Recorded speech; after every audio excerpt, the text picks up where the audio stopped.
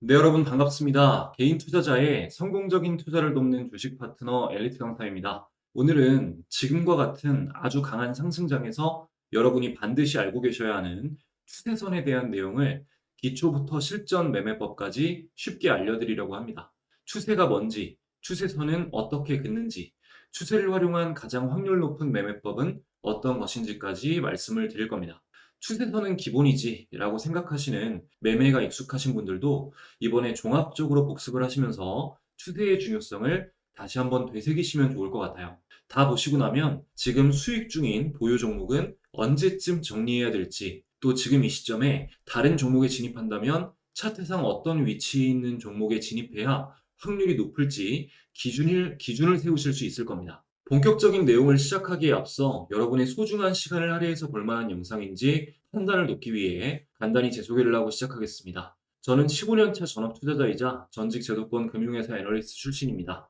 이전에는 주식 차트 관련 도서를 집필해서 다수 도서 플랫폼에 베스트셀러로 판매된 이력이 있고요.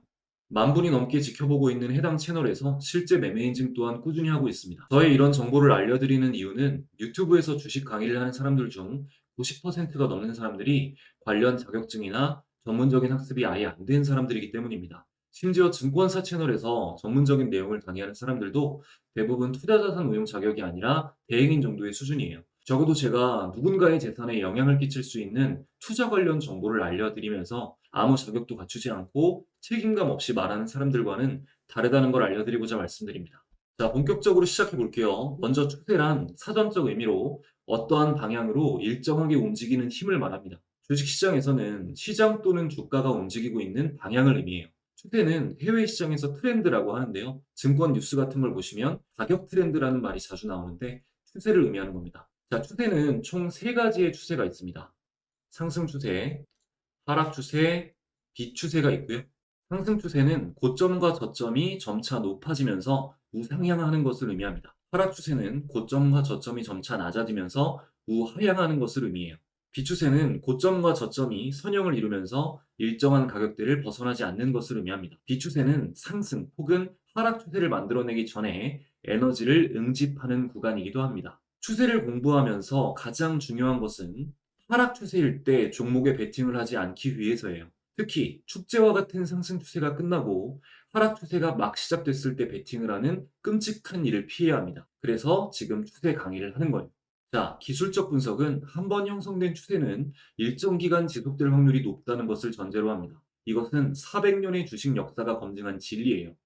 추세에 맞서지 마라. 시장 추세와 역사를 따르라. 이번은 다를 것이라고 추측하지 마라. 등의 추세와 관련된 전설의 투자자들이 말한 경험은 주식시장에서 차트를 매매도구로 삼는 투자자에게 추세가 얼마나 중요한지를 알려줍니다.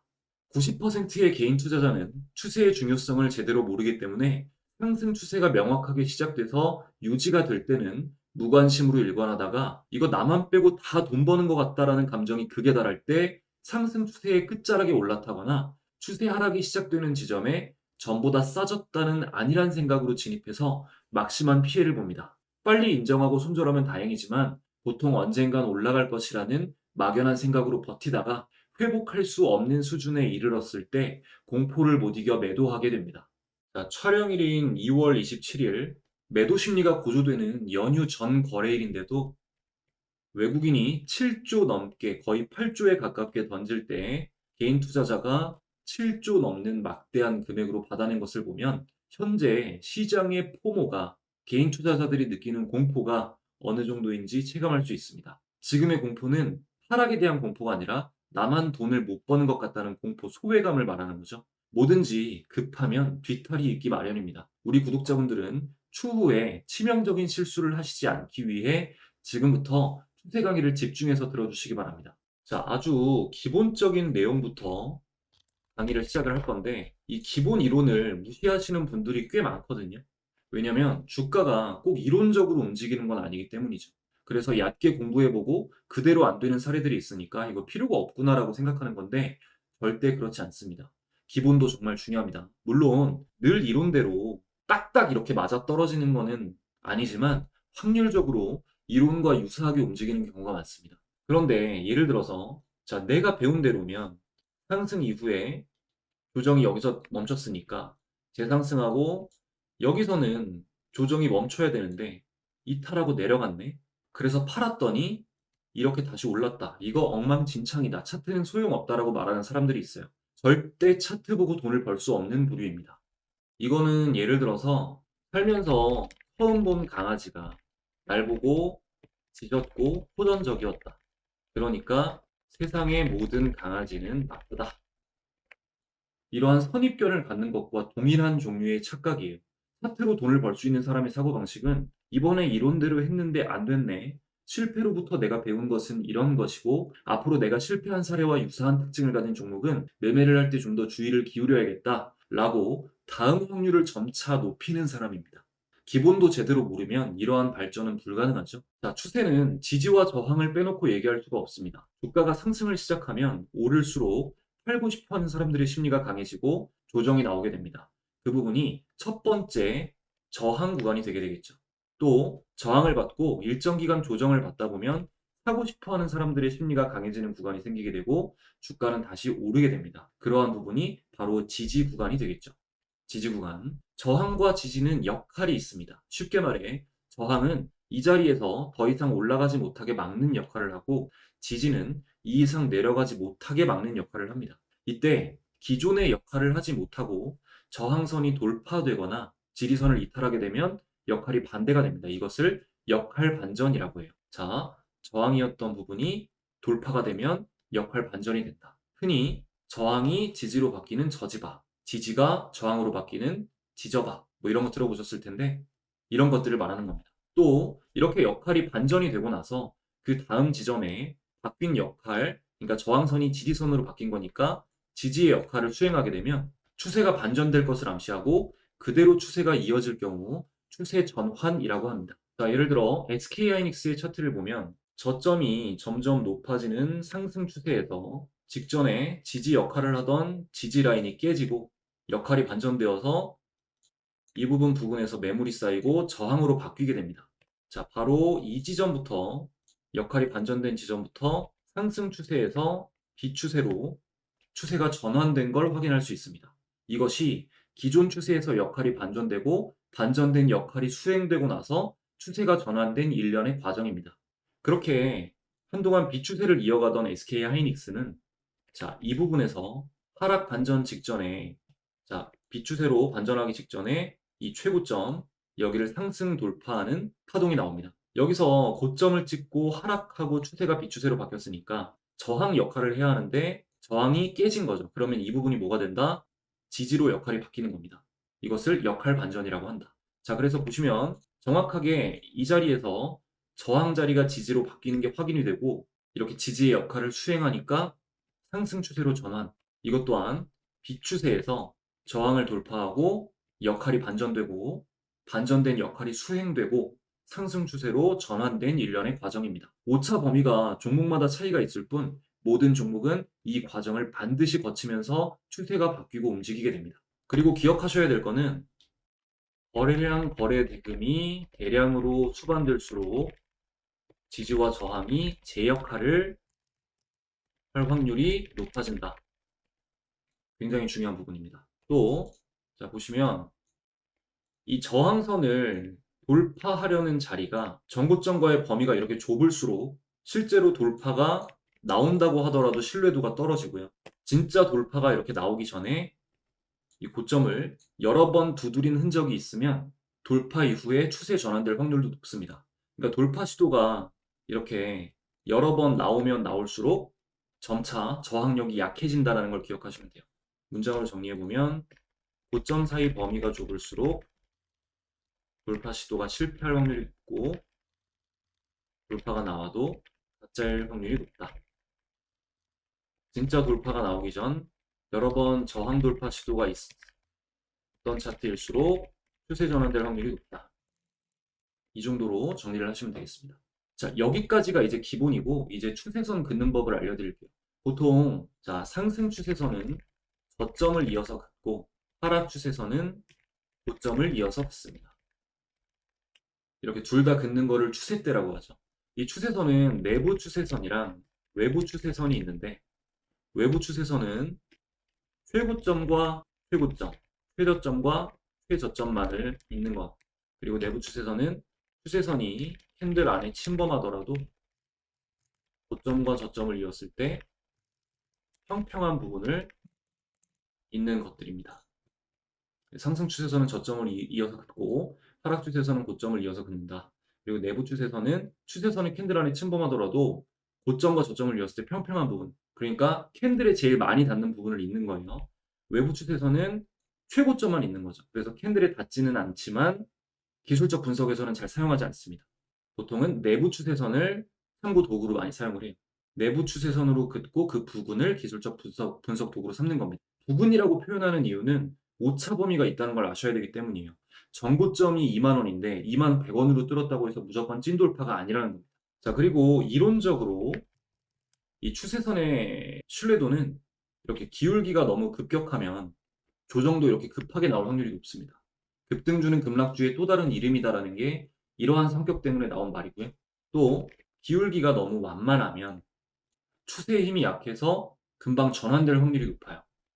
평균적으로 약 45도 기울기에 근접한 게 좋고, 이 상승 추세선을 이었을 때, 상승 추세선을 이었을 때 이렇게 저점이 여러 개인 것이 신뢰도가 높고, 또 길이가 길수록 신뢰도가 높습니다.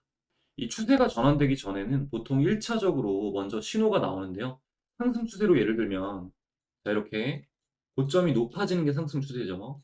근데 1차적으로 고점이 낮아지는 신호가 한번 나옵니다. 그리고 나서 이전 저점을 이탈하는 신호가 나오고요. 여기서 보통 넥라인이라고 하는 지점과 이 전저점 부분까지 기술적 반등이 나왔다가 다시 하락하면서 여기 저점을 다시 한번 이탈하게 되면 하락 추세가 완성이 돼요. 이게 역사적으로 반복되는 반전형 추세의 패턴인 헤드앤숄더 패턴, 머리 어깨형 패턴입니다. 이렇게 고점이 낮아지고 지지 라인을 깨고 지지 라인이 저항으로 바뀌고 역할이 반전된 뒤에 역할 수행이 되면 하락 반전이 이렇게 완성이 되는 거예요. 반대로 바닥에서는, 바닥 구간에서는 저점이 높아지는 신호가 나오겠죠. 이렇게 하락 추세가 이어지다가 전저점보다 낮은 저점이 만들어지면 이런 모양이 되겠죠.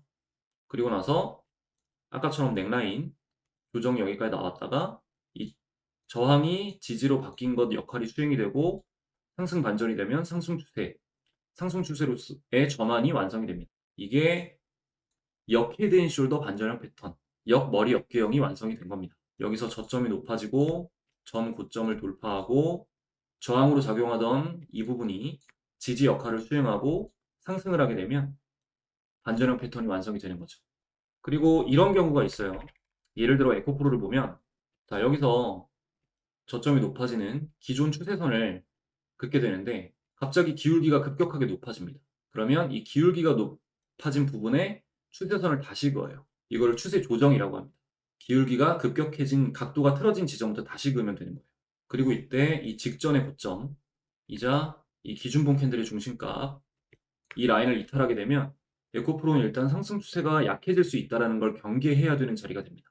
여기서 이제 기존의 추세선은 주추세선, 그리고 새로운 기울기로 새로 그은 거는 추세 조정이 나와 새로 그은 거는 추세의 조정이다. 기억해 주시면 되겠습니다. 여기까지의 이제 추세의 기본적인 내용과 여러 가지 특징을 공부를 하셨고요. 이제는 현재 시장에서 눈여겨볼 만한 추세 매매법에 적용되는 매수 우위라고 판단되는 종목들을 간략하게 볼게요. 먼저 보고 계신 에코프로 차트입니다.